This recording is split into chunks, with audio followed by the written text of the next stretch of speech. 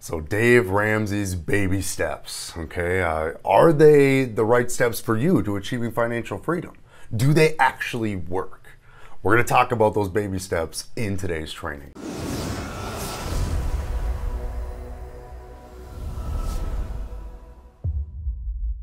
Hey everyone, it's Mike Adams, and on this channel we empower individuals to achieve freedom through improved financial literacy. If you're new to the channel, make sure to click subscribe, click the bell, so that way you get notified on any and all of our future trainings. So in this video, guys, we're gonna be doing really a short review of Dave Ramsey's baby steps, okay, and his 7 steps to get on the right track to financial freedom. So many of you that are on this channel, obviously you've been digging into financial literacy, investing, business ownership, ways to pay off debt. And so Dave Ramsey is definitely a household name when it comes to personal finance. And so the good news here is that when it comes to Dave Ramsey, him and I really don't have any beef. I have no beef with a lot of Dave Ramsey's methods here. And so we're going to discuss them. You've seen some of our other videos where we've talked about other strategies that I know Dave Ramsey endorses. And Dave's strategies are right for certain types of people. Okay, and we're gonna break down his baby steps here, and we're really gonna talk about this and really break it down, whether or not these are the right steps for you to be following based on your particular goals. Now, do these baby steps work? Let me start by saying yes, okay? And if anybody's looking for a basic template, okay, for kind of how to get yourself on the right track to financial freedom, these baby steps are a great place to start. The beauty of it is if you don't have any place to start whatsoever, these baby steps are a great place to start. Now, depending on who you are, depending on your goals, depending on your future wants and needs, as an investor, as an entrepreneur, as a retiree, depending on who you are, will really determine if this order of steps is actually right for you and your investing profile or not. So a ton that I agree with, a few things that I might do a little bit differently. So baby step number 1, okay, is to establish a $1,000 emergency fund. And it's true, most people out there, I read a study that, I forgot the percentage, but a big chunk of Americans out there wouldn't even be able to withstand a $400 emergency. And so establishing at least a $1,000 emergency fund is a great place to start. As far as starting to build that security nest and really that security blanket for yourself, if things, which they always inevitably do, especially those of you that are business owners, they always do, tend to go wrong. And it's always nice to have something to fall back on. So let's start by creating this $1,000 emergency fund. That's the first baby step. The second baby step is to start focusing on paying off all of your debt. And Dave recommends to use the Snowball method to pay off debt. And if you haven't seen our other videos about using the Snowball, the Avalanche, some of the other methods that are out there, we'll make sure to put links either at the end of this video or below this video so you can learn more about the Snowball. But Dave recommends using the debt Snowball approach, where you attack your smallest, list your debts, put the smallest balance, and by balance, put them in order and attack that smallest one first, and then make minimum payments on the rest, okay? And then from there, as you pay off that balance on that first one, take that payment amount and roll it into the next payment, okay? And so use that approach to pay off your debt. So you got your $1,000 emergency fund. The next step is start paying off all of your debt except for your mortgage. So now that you've eliminated all of your debt except for your mortgage and you have your $1,000 emergency fund, the next step is to make a larger emergency fund. And what you're looking for is a 6-month emergency fund. So what that means is take all of your expenses, okay, and take that number. Let's say your expenses are $5,000 every single month. Well, then take that number times 6, that would be $30,000 total dollars. Save that up and put that into a liquid, high yield savings account somewhere that you can access at any moment as your fallback on emergency fund 6 months. So once you have that emergency fund in place, the fourth step is to start investing 15% of your income into a tax-preferred retirement savings vehicle, okay? And for most folks, that means an IRA Roth, okay? Where your money's gonna be able to go in and you're not gonna have to pay taxes on the money when it comes back out. So it's really, really, really cool. It's a tax preferred vehicle. Most people, if you were to ask them, do you think taxes are going to be more, later in time, or do you think they're going to be less? Most people say, well, they're probably going to be more. That's probably going to be the case. So the IRA Roth is a great vehicle to use here. So now that you started to put 15% into your tax preferred retirement account, the next step is start saving for college savings, either for your kids or somebody else's kids. That's the fifth baby step, is creating, again, that college savings. So that way there's money in an account. Typically that'll be in a 529 account or something like that.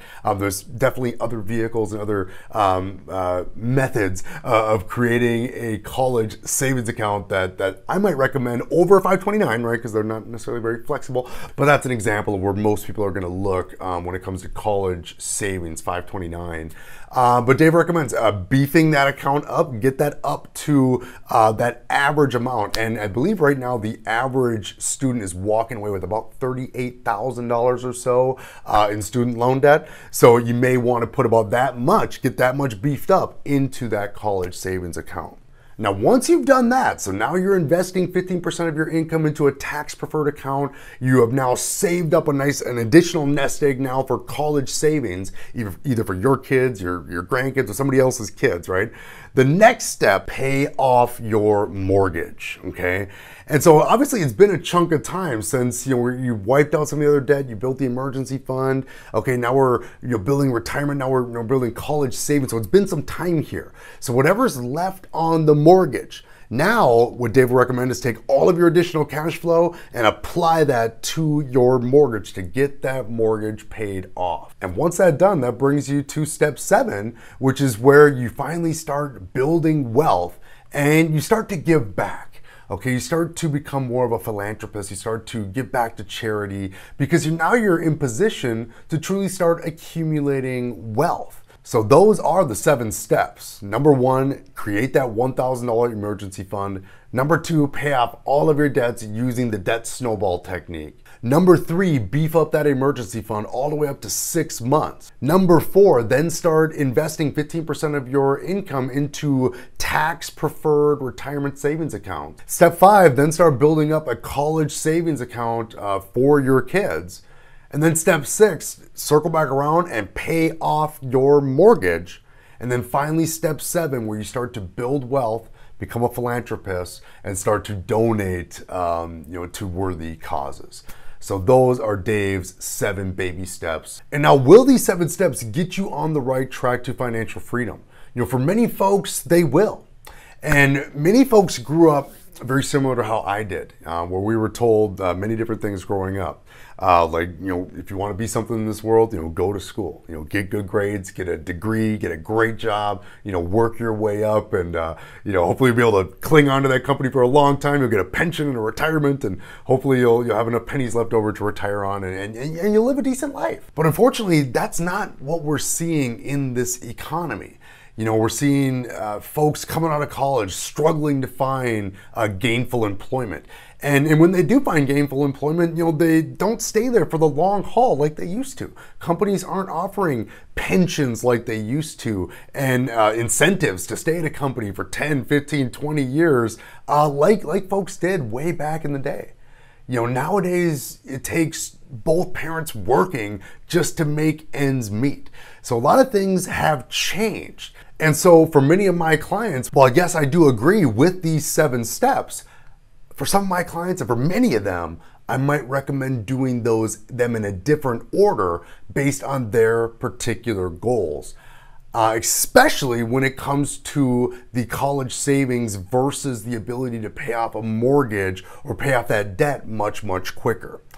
Studies are showing more and more and more that the return on investment for a college degree is becoming less and less. And we're seeing the value of that college degree go down and down every single year. Now, which order for which person, that's for definitely a discussion in another video. But these 7 steps, they definitely work, but they're not necessarily right for everybody. Okay, for you and your particular goals, depending on what you're trying to do in your personal goals or in your business, you may want to rearrange these to suit your particular needs as you grow and scale your business and move yourself towards financial freedom. So those are Dave's 7 baby steps. And when you take a look at the way things are going in this economy, you know, are those 7 steps arranged in the right order to actually move you towards financial freedom? Or do they leave you in a situation where you are carrying on to the saddlebags of debt and paying more interest to the banks than you maybe need to?